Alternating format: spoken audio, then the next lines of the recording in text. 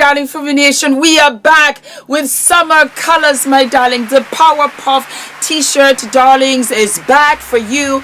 We have the pink and the yellow. You asked, my darling, and I said, why not? Available for you now. A lot of them have already sold out. A lot of you really love the colors. Don't worry, I'll bring it back. But I just live and love. I am wearing the pink, as you can see, the most gorgeous ever. And we have what is delayed, not denied, in the back of them. We still got the white ones for those of you that still want them. What is delayed is not denied. We also have the powder blue. The powder blue was such a success. We still have some more for you, my darlings. So the pink and the yellow are the colors for summer 2026. And of course, for my dark girlies, we have what is delayed, not denied, the black. Our tote bags, which of course you can put into the pocket, and it's compact for shopping, for going to the gym. We also have the white, tangerine orange, as well as the powder blue, which, darlings, are absolutely fabulous, and you can take them everywhere. Compact, and then you have it on the out. Such fun colors, my darlings. And again, like I said, you have the big pocket on the inside, and that is what you use to fold in the bag. You're going to yoga, you're going to the supermarket, you're going away for the weekend, you want to put all of your beauty products in there, darlings, it's for you. Happy shopping, my darlings, and I hope you love the summer colors. All of my love. Mwah.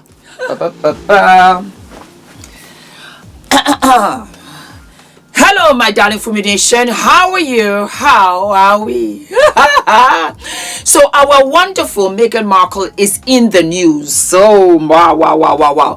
She's in the news. Harry is in the news. It has not stopped since we got a kind of shock that they would be making their way back to the United Kingdom. And I have digested it because of all of the updates that have been coming up since we got the news. I just heard that Harry and Meghan are moving back to the UK. So Frida, what do you think about Harry and Meghan moving back to the UK? Any thoughts? Or like, nah, you don't care? Hello, welcome. I'm very glad you came to visit me. Tell me, what would you like to know about my life, my painting, or this house? Okay. That's an excellent question. Frida just told me she's minding her own damn business. And everybody else, so by extension, everybody else should mind their damn business about Harry and Meghan moving back to the UK. And I should only ask her questions that pertain to her. Frida, I like you. This is exactly why I came to see her. You know what? I don't know why Harry and Meghan moving back to the UK, and quite frankly, I don't care. I'm going to trust their judgment about what's best for them and their family. All I know is that we should put the media on notice. If they think they're going to try what they did before, because we know that what they did to Jason Ade is what they did to Meghan Markle for years. Let's put them on notice. Do not even try it. We are ready and we'll be coming for you. And you know what? Meghan is not the same Meghan of 2020. Now, she's been through stuff and she's come out of it stronger than before. So do not try. Leave her the hell alone. And we're here. We're ready to fight if needed. I think more importantly, we should all mind our own damn business and let Harry and Meghan enjoy their time back in the UK with their kids. Simple. One of them was that perhaps King Charles is not very well. And that could be reason for them to say, let's come back home. Let me see and be with my father. I've already lost one parent. I really don't want to lose my other parent on a bad note. I can see and I can understand that. There was also the suggestion that perhaps they would want their children to be raised in the United Kingdom for the mere fact that they are of royal blood. Get them in early. Let them know their cousins. Just because we have had an indifference on this take does not mean that we should be so short-sighted that we don't see the opportunities and the birthrights of our children. Absolutely, I completely agree. Completely agree. For the children, 100%. It's also stated that maybe they didn't have any more money. I find that hard to believe because Meghan has her brand, which has done and is doing very, very, very well still. She's always selling out. And Harry has his inheritance that he had from his mother.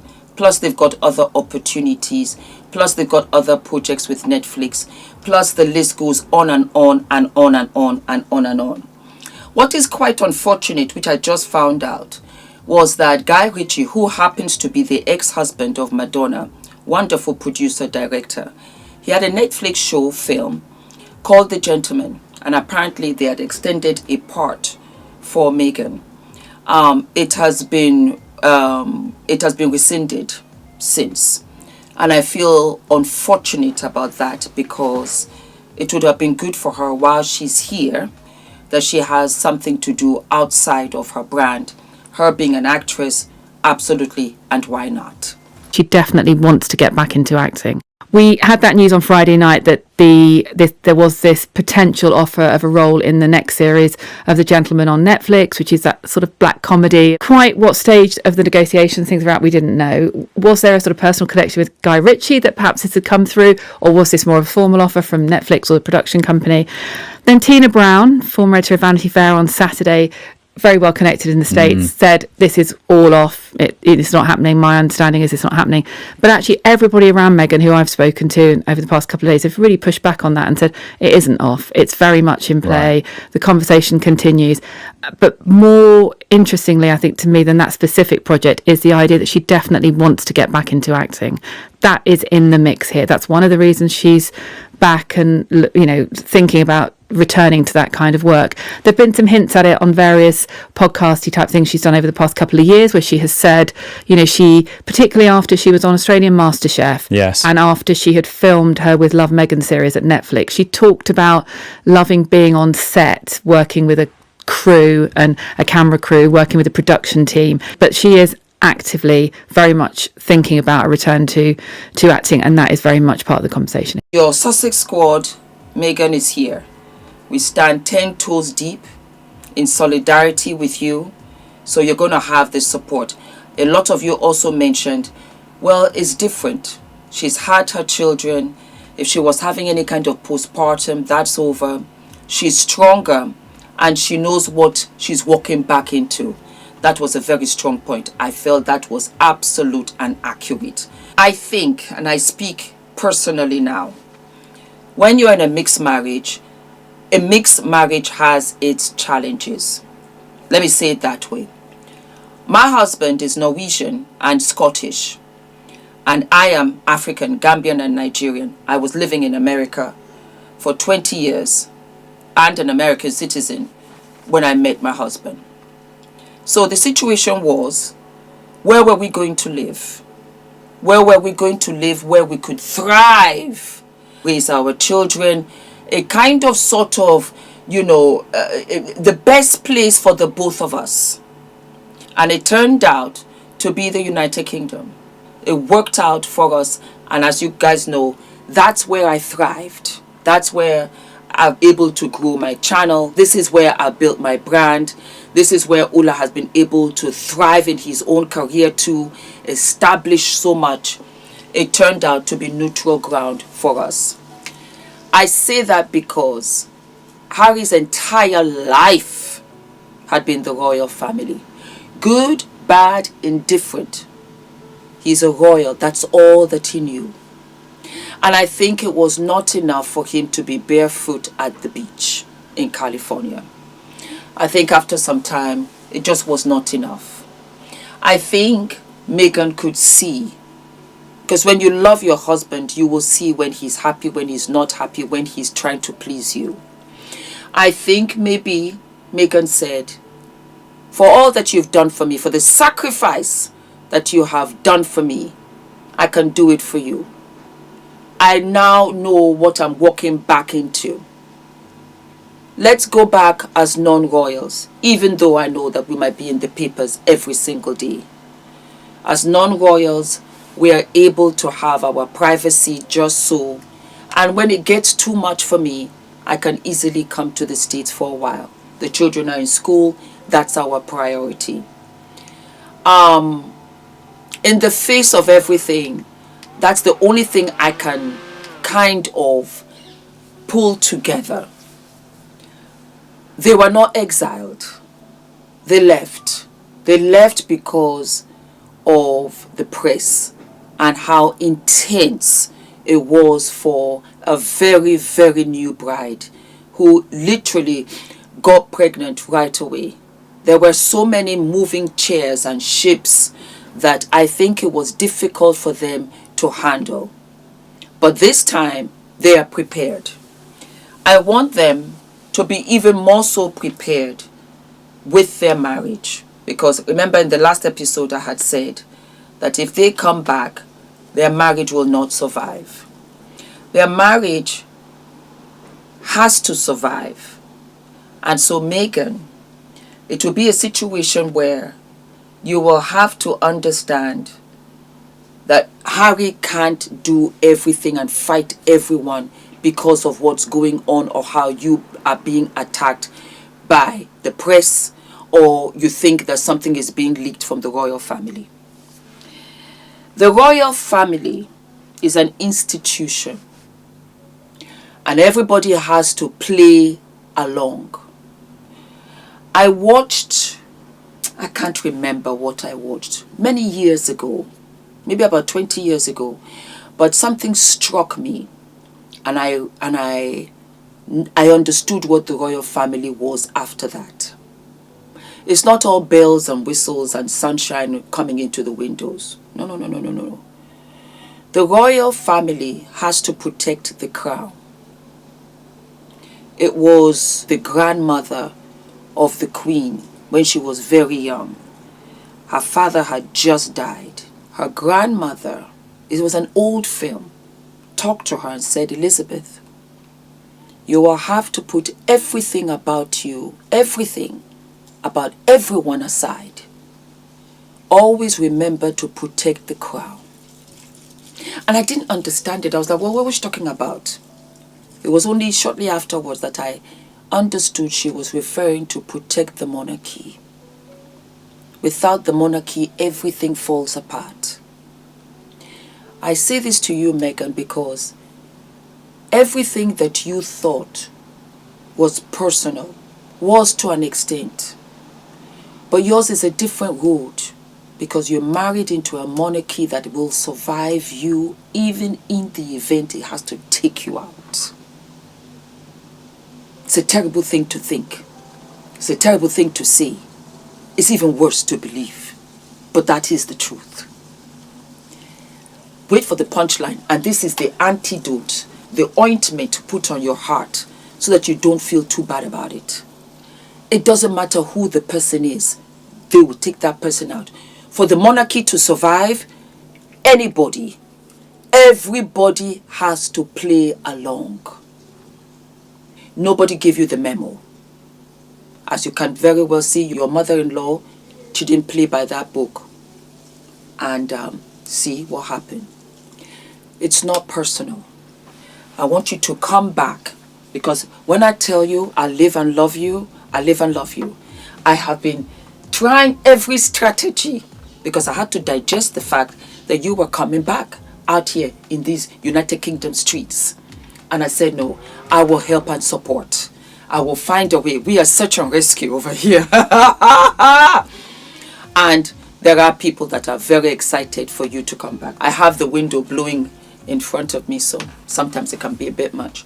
So what I'm saying is that I want you to also understand the RF, the members of the royal family, the different houses, and that even the staff, they are loyal to those that they benefit from. All nicey, smiley, huggy, they don't benefit from any of that.